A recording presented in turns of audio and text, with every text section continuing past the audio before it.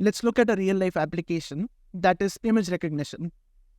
We will choose our dataset to be a subset of CIFAR-10, which contains naturalistic images. Similar to our previous example, we will scale our images with a random nuisance scaling to create the CIFAR-3 scaled dataset.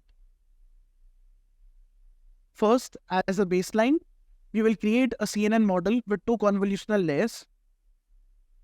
Next, we will add one of the common types of normalization, that is layer norm, to our model. So what is layer normalization? Layer norm normalizes each layer across all its activations.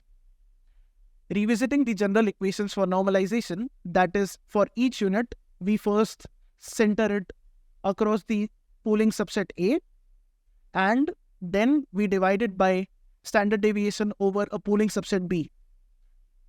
So for layer normalization, both these pooling subsets A and B are all the activations in the corresponding layer.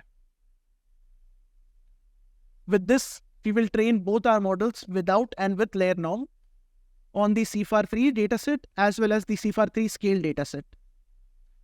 We choose our training scale range to be 0.05 to 0.25.